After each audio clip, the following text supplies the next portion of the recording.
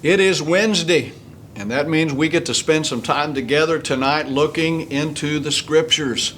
I don't know about you, but I'm having a great week, and I'm excited about what's coming up this Sunday, Easter Sunday. And if you don't have a place to worship, I want to invite you out to New Life. We have 3 Easter services, 8:30, 10 o'clock, and 11:30 Easter morning. 3 services, 8:30, 10, and 11:30. Make plans to bring your family out, and let's celebrate the resurrection of Jesus, okay? All right. In fact, I want you to share tonight, if you will. Push the share button, get people plugged in. We're going to go back to John's Gospel. And tonight we are in chapter 6 of John's Gospel. And I want to talk about supersizing. You ever heard that term before? Supersize. In 1987, McDonald's used this phrase in marketing. And it was all about upsizing the size of your French fries and your soft drink to extra large. Well, we're going to see tonight that Jesus was the first one to come up with supersizing. He supersized in John chapter 6, okay? So let's jump into it tonight. John 6, verse number 1. After these things, Jesus went away to the other side of the Sea of Galilee, or Tiberias. A large crowd followed him because they saw the signs which he was performing on those who were sick. Then Jesus went up on the mountain, and there he sat down with his disciples. Now the Passover, the feast of the Jews, was near. In John's account, we have looked at several miracles. We looked at Jesus turning water into wine. We looked at Jesus healing the royal official's son. And then we looked at Jesus healing the man at the pool of Bethesda. Tonight we're going to look at the miracle of feeding the multitude. Feeding the multitude. Now, this miracle is recorded in all 4 of the Gospels. Okay, Matthew, Mark, Luke, and John all record this. In verse 10 of John's Gospel, it tells us that there were 5,000 men. So people say, well, the feeding of the 5,000. But we have to think about this for a second. 5,000 men. What if the men had their wives? What if some of them had their children? What I'm saying is, this is really feeding 10, maybe even 15,000 people, supersizing. Look at verse number 5. Therefore Jesus, lifting up his eyes and seeing that a large crowd was coming to him, said to Philip, "Where are we to buy bread so that these may eat?" Now you know the disciples had to be like deer in headlights. I mean, you know, they see the crowds coming and more and more and more people, all right? And they had to be overwhelmed by the size of the crowd. And then Jesus makes this request. Hey, Philip, look at all these people. They haven't eaten. They're hungry. You need to go out and buy some food so we can feed these people. Now, I can just imagine what Philip was thinking. I can just imagine the conversation that may have gone on with Philip and Peter, or Philip and the other disciples. Has he lost his mind?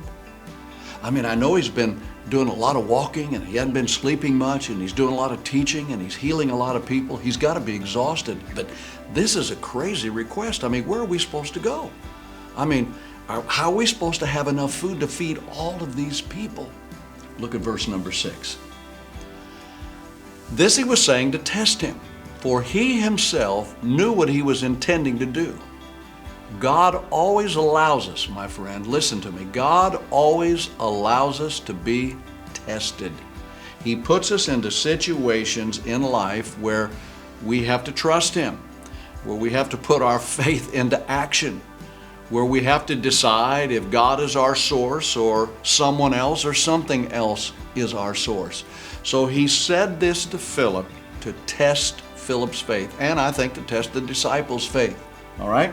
So look at the next verse here, verse number 9. There's a lad here who has 5 barley loaves and 2 fish. But what are these for so many people? So in other words, Jesus, this is all the food I can find. We can't possibly find a store anywhere in this area. And I walk through the crowd, and all I can find is this little boy's lunch. And you know this is not enough food. This is not enough food for all of these people. There are thousands of people here. And I can hear Jesus saying, that's absolutely perfect. This is absolutely perfect because I can use this and we can supersize it. So, in this story, I see 4 important truths that I think you and I can apply to our life. And here's the first truth. God always has a plan to bless his people. Look at verse number 10. Jesus said, "Have the people sit down." Now, remember I mentioned that this is recorded in all the other Gospels? Luke describes it this way. Jesus has the people sit down in groups of 50. So he had a plan. We're going to have them sit down. We're going to break them up in small groups of 50. Here's the truth. Here's the point. Jesus always has a plan to solve our problems. No matter what we're facing in our life, Jesus has a plan to get us through the situation. We may not understand the plan. We may not be able to see it right away, but he always has a plan. Truth number 2, they had to give him something.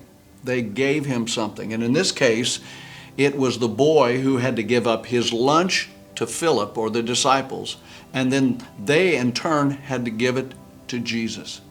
Let's stop right here for a second because this is important.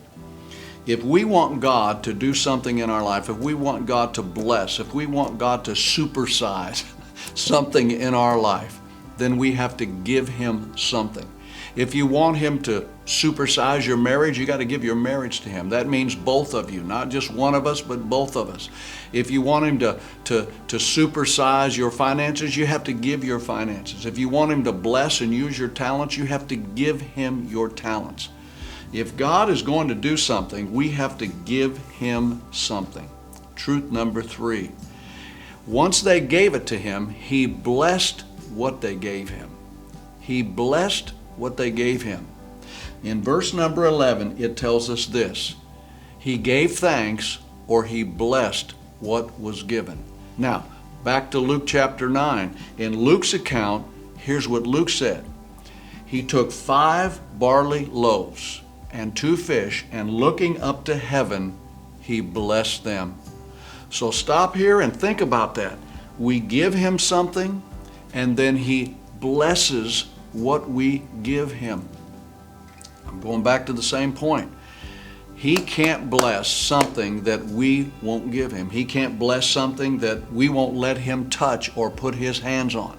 Again, if you want a miracle in your family, give your family to Jesus. If you want a miracle in your business, give your business to Jesus. If you want God to supersize your finances, then you have to give something to Jesus. Tithe, give to missions, give him a seed to work with. All right? Now, notice here that after he blessed it, he then put it back into their hands and told them to pass it out to the people. So when we give something to God and he blesses it, then he gives it back to us and he multiplies it. He multiplies it. And that's truth number 4. He multiplied what they gave him. Look at verse number 12. This is so good. When they were filled, when they had eaten, he said to his disciples, "Gather up the leftover fragments so that nothing will be lost."